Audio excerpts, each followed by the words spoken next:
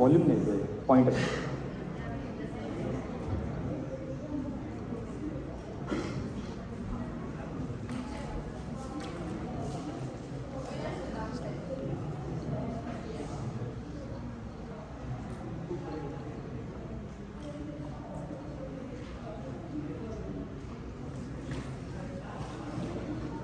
Okay, hello everyone. So today in this talk, we are going to talk about like how we transform the 24 hours of data ingestion pipeline into the 4 hours. Okay, and this is from the experience point of view, and we're going to talk about the whole journey about how we came across around that one. But before that, there is a one line written by both of us. It's like we said when we are doing it, right? So it's like in this talk, we are not going to learn a solution. So we are not going to learn a solution here. We are going to learn here the approaches, thought process behind finding the solution. So we'll walk through the step by step how we gone through and how we come to the conclusion and build a solution. So it's like whole journey will be put together here in front of you. So when the talk is going to be end, you will learn something, the thought process, not the solution. So what's on table today, right? So let's look at the overview. Like we are going to talk about the problem, then the understanding the complexity, then why we choose the serverless, because as in the title you are seeing, right? It was built using the serverless technology. So why we choose that serverless one? Thought process and implementation behind this one. How do we measure that success? Like, because again, the title says that 24 hours to 4 hours, and there are many matrices we decide like what kind of the parameter we will decide, right? How we decide on a measurement success, that we'll talk about it. Then obviously, in any journey or any experience gives you a lesson, which will be an input for your next level of process or next level of solutions, right? So that also lesson we learn across this journey. And we'll have some real world example, like similar what can be used there.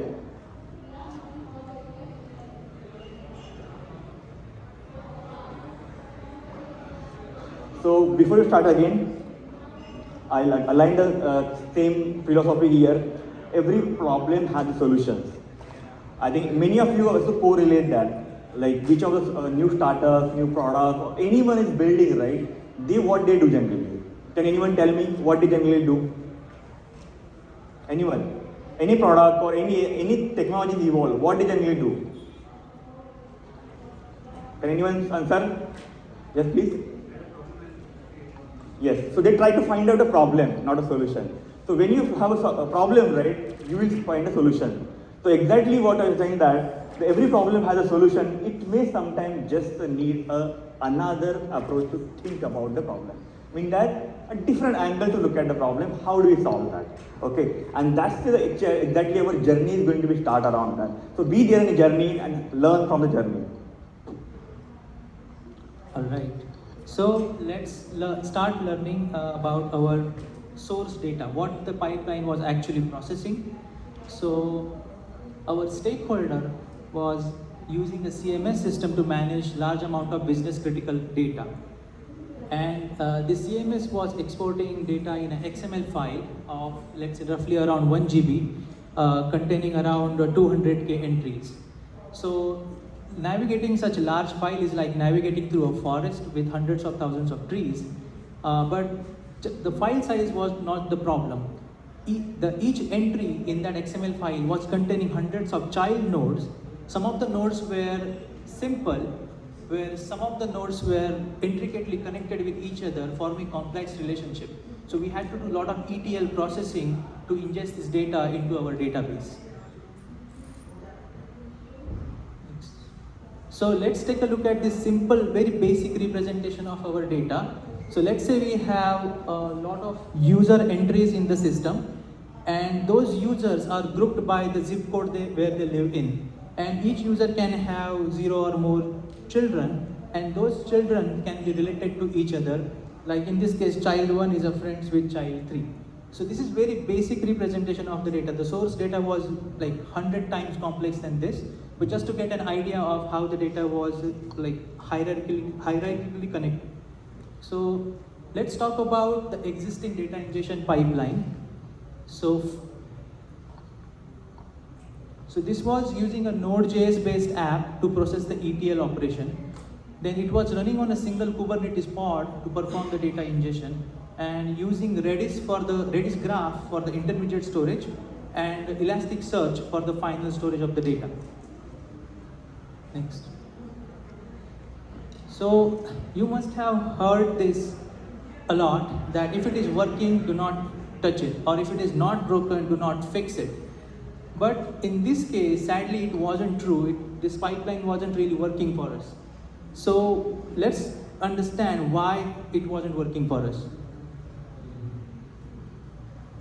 So first, it was designed, by design it couldn't be horizontally scaled. It was running on a single Kubernetes pod like a cron job, and it was processing the entries data serially. So because of that, it was taking 24 hours for finishing the ingestion. This is like a long time to complete this task. And again, there was no observability. There was no proper logging or monitoring. So if something goes wrong, then developers has to spend a lot of time to identify the problem and fix it. And then, worst of all, there was no retry mechanism. So halfway through, if the ingestion fails, like 12 hours are gone, and suddenly something goes wrong, then you have to start again from scratch. So because of this, there was always uncertainty or delay in the data ingestion. And lastly, because of that, it was costly. It was not only costly for the cloud resources, it was costly in terms of developer operations, and also it was hurting the revenue because of the uncertainty in the delivery. So it was time to do something about it. Next.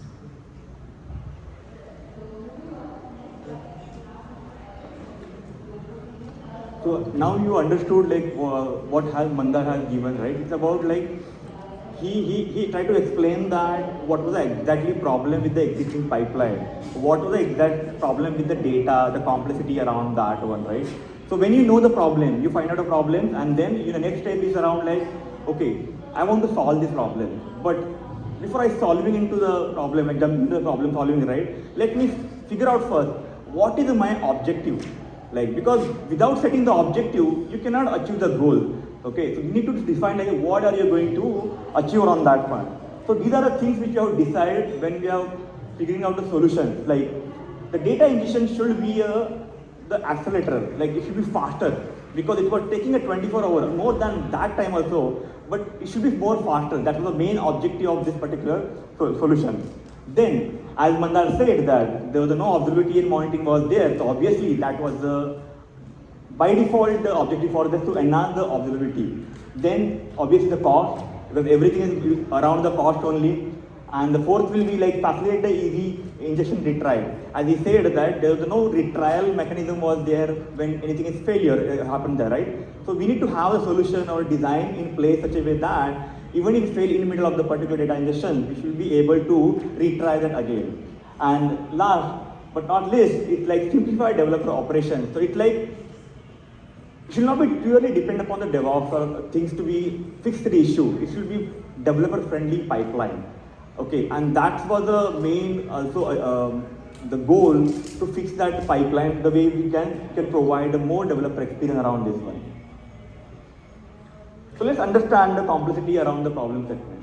So before we understand, like this is the one just name flag, like because when you're dealing with the data, what exactly you have to do? You have to exactly do the what is your data is belong to. So it's like show me your data, means know your data, we are going to do that. So in the know your data, what parameter you can look into that, because that will decide your next step.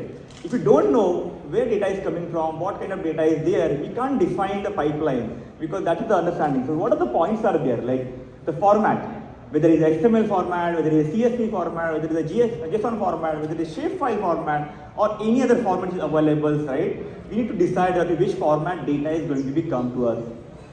The next is the structure. Sometimes the structure might be a complex or can be a nested one.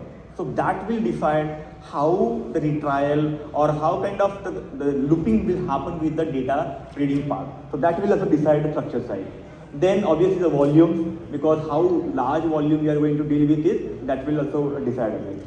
the quality of data, sometimes data we get may not be a good quality, so you have to do some cleanup approach. So if that is there, then you have to add some cleaning mechanism in your data pipeline to clean up the data. So that is another point to consider when you decide on the data side.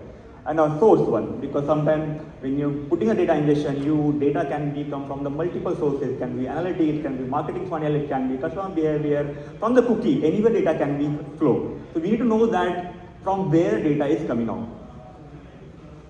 And the life cycle of that. How frequently data will be come, whether it's regularly as it happens or once in a month, once in 6 months, that also we should know that. Because we are going to spend some money on that. So if we know the life cycle of the data, then we can decide, okay, what is the iteration of that pipeline should be there. So we can decide on the cost factors also. The next is like the scalability issue, because as we said, they are running on the single Kubernetes pod. Okay, so that scalable was having the issues was there. So the objective was to have that resource allocation. How do we resource allocation can be happen? Because we don't know like what kind of life cycle will be there. It might be today data will come, today tomorrow data will not become. So we should not be pay that money to resources are not getting used for that one. So we should know that how resources we are going to allocate one. What kind of load balancing we are expecting from the data, whether today is coming, maybe 1 hour it will be lesser data, after second hour it will be lower data. So we should know that what kind of balancing we are going to place it. The maintenance overhead, so that we don't want to give the more work to DevOps. Developers should manage that easily and the pipeline is self-managed should be there. We want to get rid of the overhead of that particular maintenance of that part. Then cost management, so just go for the pay per use, but it's like pay per what you are using it only. So this parameter decide why we choose a serverless over the legacy structure, which was the Kubernetes pod. That will decide why we choose a serverless. But before we go to the why we decide a serverless, how many of you know serverless? Just quick question. Okay, so still some hands are down. So let me just quickly walk through on serverless. How many you eat pizza? Be frankly, I think everyone eats. No one in the room, nobody eats, right? So serverless is nothing but ordering a pizza. You just correlate with the ordering a pizza. Okay, this is a very nice cheesy pizza is there, right? So let's look at how exactly correlate a serverless and a pizza. So pizza is like what? You decide what topping will be there. Same thing in serverless, you decide what RAM and storage will be there. In pizza, you decide what base will be there, whether it is thin crust, whether it is medium, whether it is wheat one, you decide, right? Same thing will decide which programming language you are going to use in serverless. Next one, the small, medium, large. What is your code base size will be there? These are all the developer parameters, not the infrastructure parameters. Let's look at it. That's why serverless is there. Pizza delivery time, whether it is immediate or scheduled one. It's like how much execution time they are expecting from particular that service. So this is about the serverless. Serverless is nothing but a very complex thing. If you very easily correlate with the pizza thing, it will be easy to remember also. And this is one of the favorite slides when I talk about the serverless. Now let's look at the why serverless we choose it. Simple. As I am a developer, he is a developer. I don't want to manage a server. So serverless. So these are points all there. Like as I said in the pain point, right? Scalability, cost efficiency, reduce operational complexity, faster time to market, flexibility and innovation, handling the asynchronous job, and improve the reliability and the security. All this will cover by the serverless. How? We will talk about it. Alright. So now Avinash has mentioned that we used serverless services to build our new pipeline. So let me walk you through our approach and the implementation steps. So we decided that we will use Lambda function for our compute and parallel processing needs, S3 for our storage needs, SQS for queuing and asynchronous processing. We will be using CloudWatch for logging and monitoring, step function for orchestration between these services. We will be using Neo4j to store our final data, and Elasticsearch to store the data that is needed for our search operations. Now, why we used Neo4j for our final data storage? Because we wanted to store the data in a way that closely resembles to how it is structured in the XML file, because our longer term goal was to build our own CMS on the stored data so that we can reduce or eliminate the need of the ingestion altogether. So now let's go through the implementation steps. We decided to break down our ingestion pipeline into smaller manageable subproblems. So the first step in that, next slide. Okay, let's revisit the data visualization one more time quickly. So we have the slug node on top, which is used to aggregate the entries data, or in this case user data, and each user have like multiple children nodes which can be at multiple hierarchies also, and they can be connected to each other entries or the child nodes. So now let's look at the implementation steps. So first we decided to break down the large input file into smaller individual entry files so that we can do parallel processing on those. And then we decided to do entry ingestion. Great.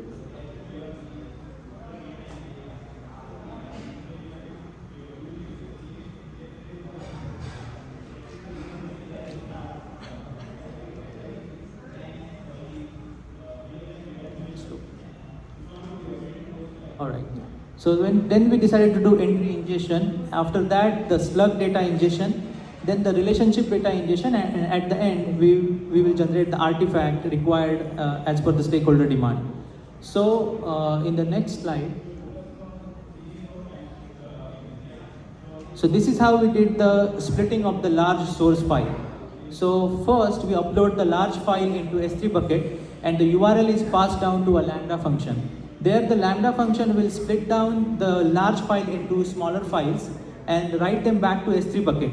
And then the URL of those files will be passed down to a map state in a step function. A map state takes array of items as an input and can process them in parallel. So in this case, in our map state, there will be Lambda functions running parallelly, fetching the smaller files and further breaking them down into individual entry XML files, and writing the URL of those files to a SQS queue so that we can do parallel processing or asynchronous processing of those records.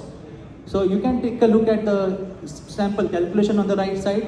So let's say if we have a large file containing 200k records, in the first step, we will, let's say, divide that large file into 40 files containing 5,000 records each, and then pass the URL of the smaller files down to a map state where we will be running 40 Lambda function in parallel, processing those smaller files, and then at the end you will have 200k files returned to the S3 bucket and 200k messages returned to the SQS queue. So that is how we solved splitting of the large file so that we can achieve parallel processing.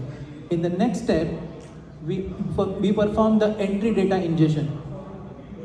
So in this step, first we have a Lambda function to fetch a message from SQS queue, the entry queue, and then it will at a time you can fetch 10 messages from a SQS if you make a one receive message call.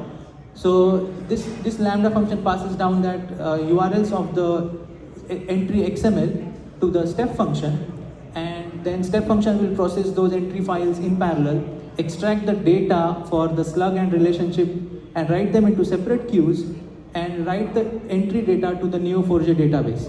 Now let's take another sample calculation on the right hand side. If you make one receive message call, you get 10 records. But if you have, let's say, 200k records to process, you will need 20,000 round trips to process all your data. But what we decided to make 10 calls to receive message or to SQS. So by doing that, we have 100 messages at a time to process. That cut down our round trip to only 2,000. That is a significant improvement, and that reduced the ingestion time by a lot. So we applied the same pattern for our next steps, which is slug ingestion and relationship ingestion. We use the same pattern to do the parallel processing of those records and to ingest the data in the Neo4j database. And at last, we generated the artifacts like sitemap generation or building the Elasticsearch index for search operation using the parallel step in step function. So this is how we built the new pipeline, and Avinash will talk more about what we really achieved by doing it this way. Yeah, so Mandar, just now I explained the implementation tape. It was a technical, okay, but we cannot cover everything in a one thing, right? Because going to technical details and gaining the time that particular information will be sometimes difficult. But let's only check out like what have been explained by him, like splitting the files and then ingesting the slug. All these are the steps important. Like you have problem, you dividing into problem into chunk and look at the problem statement that to solve a small chunk. That's how exactly the approach has to be decided. So how do we measure the success and what are the parameters we decide, okay, what we want to achieve, what we have kept as an objective are actually successful. So just get reminded of the objective we set in the earlier slide will be correlate with that one. Like injection time was reduced from 24 hours to the 4 hours. If 24 hours is like more than 24 hours sometimes and it goes to the 4 hours. That was obviously the baseline what we have said and we are able to achieve that with that. And obviously this was the success parameter to decide one. Use of a step functions provide a visual workflow. If you remember that, we wanted to have that visualization of flow, how data is flowing from the one stage to another stage, right? That was achieved by the step function. The step function has that the way to check that how your data is coming in. So you can debug and triage also in between the flow wherever there is happening around that. And that was a like proper developer friendly pipeline also. And then the debugging due to the inbuilt observability. So we have used the said right the CloudWatch. CloudWatch was giving the proper observability and monitoring mechanism, and with have the power of the step function visualized workflow, we'll able to debug in detailed part. Step function provide ability to redrive and retry injection. By default, step function has the capability of redrive mechanism, which enables whenever or at any point happening the failure, you retry the process. And that's you the power to this pipeline, which was we set as an objective we are able to achieve here. Yes, it's self-serving, improve the quality of life. How it exactly? Developer don't want to come into the picture. We just build a pipeline, hand it over to the person who is going to have it. That can be customer support, that can be support team. They will just put the file into respective location and the pipeline will run by themselves. So no need to worry about that part also. Otherwise, the earlier legacy was to that developer has to be run around that one. So it's like self-serving and the quality of life was improved because of the retrial mechanism, because of the visual workflow. So as a summarize, it was be able to achieve those successes. And obviously, when you achieve those 4 points, obviously due to serverless, you are only paying for what you are using it. If you are not using it, you don't pay also. And the AWS Serverless has the many different the mechanism, like Lambda has the 1 million requests per free. Accordingly, we can save a lot of cost which was paying earlier in the earlier setup.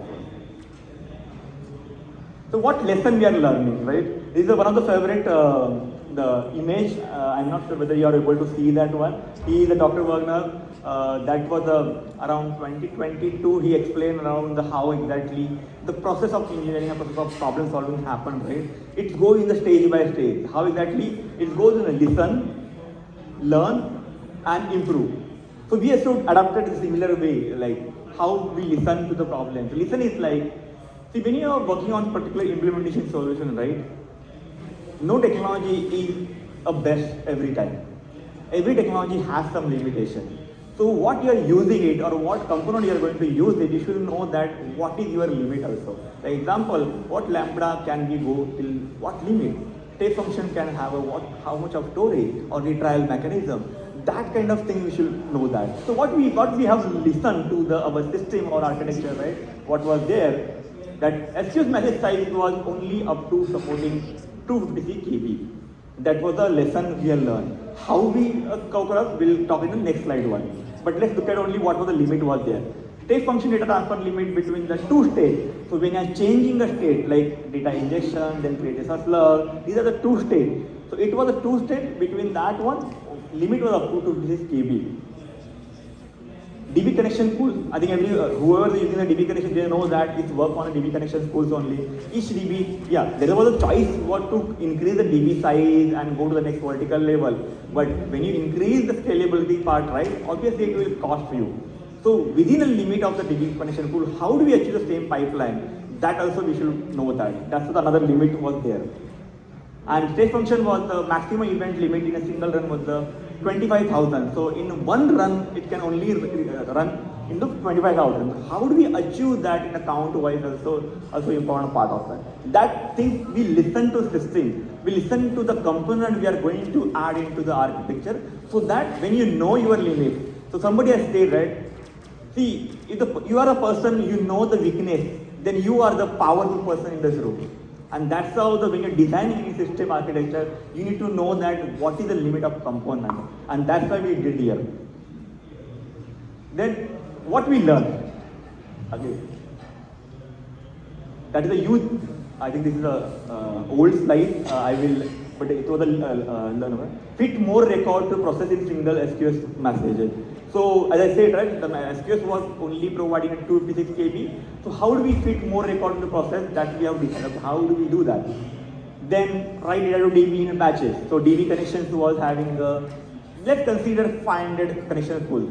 So now that is my limit. So how do I do that? So I will create the data into chunks, in batches, and that will keep running on the batches part. So that I will not cross my database pool. So that I will not cross the cost also. So I will achieve both the point, not the crossing the limit and not the crossing the cost also. Then drop your indexes while performing the large data write. This is like when you have a storage limit, like 256 KB data you can store, right? So you cannot store the actual data into SQS because you don't know the storage, how much will come. So what we decided? We decided to keep a pointer into the SQS, not in a data. So we store data into S3 bucket and store the S3 bucket URL into the SQL. And that's how we are able to achieve that storage with capitalization also. Okay, so like just changing the different point of view to look at how you can overcome the limit. How we improve that one? Like we use the child workflow to avoid reaching to state functions, event limit of 25,000, right? So as I mentioned, 2 slides before, it was state function has a limit of 25,000.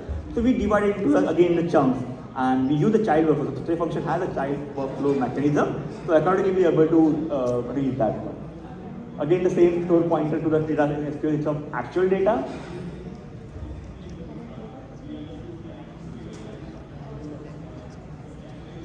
So these are the kind of lesson we have learned, and you also, when you are designing something, you should also look at the problem statement you are solving it.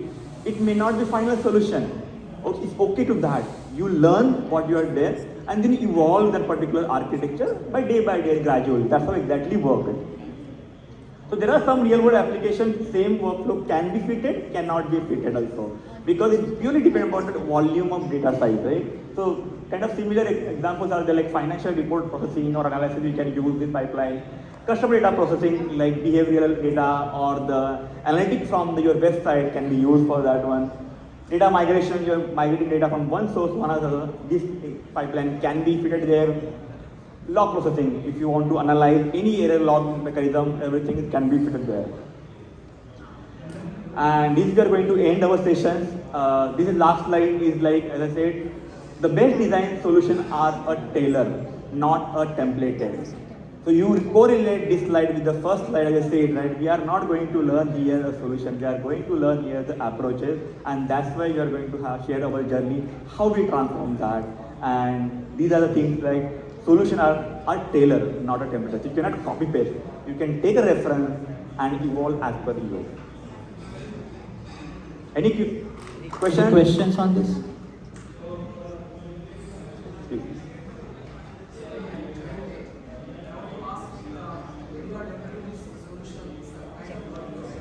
Correct. Jumping to the Lambda based workflows or step function based workflows. Can you speak louder? Hello? I got your question. Like before jumping to serverless solution, did we try something else, right? Yeah. Or So, any other serverless solutions from AWS Serverless? got it. So basically, as I mentioned the pain points, right? Like there was no observability, and the data was very complex to process, right? So those were the two things that drove us to use the step function, where we wanted visual workflow. Like if something goes wrong, I should see exactly at what step my flow is stopping. And we wanted to do again parallel processing, right? That can be done using map state, like and also it is lightweight. We don't want to run a lot of containers, containerized solution, or like there is a EMR also which can be used. But again, the problem was not that much that we had to employ our like a lot of infrastructure. And for EMR, we might have to use DevOps help, but this was purely done by developers. Like we designed it, we built it, we deployed it using GitHub Actions and all.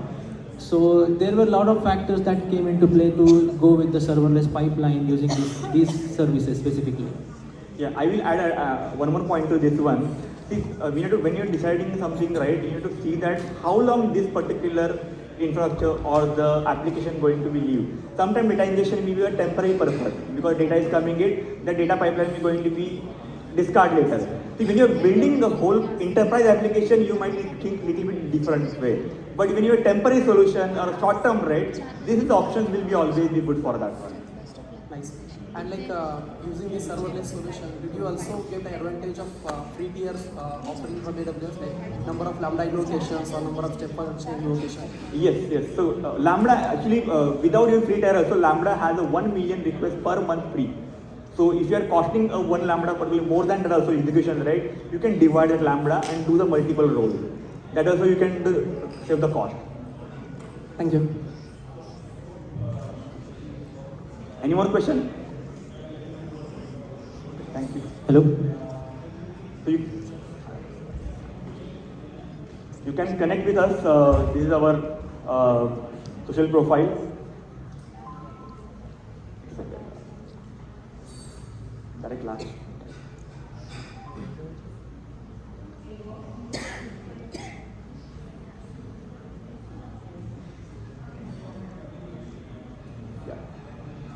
You can note down or take a screenshot of the connect, and you can happy to like discuss about what is your problem statement you are going to solve it, and we are able to help you. Like this is you can take a screenshot. Thank you. Thank you everybody, and I want to especially thanks Avinash. He pushed me to be here. I worked on a lot of enterprise applications using serverless like over last 6 years. But when I was speaking to him, he pushed me to be here. He said you should share your knowledge with the community, and that's why I'm here. So I'm grateful that he's my friend and he pushed me to be here. Thank you. Thank you to our awesome serverless duo of Avinash and Mandar. I would request Sankalp and Reshma to felicitate you guys.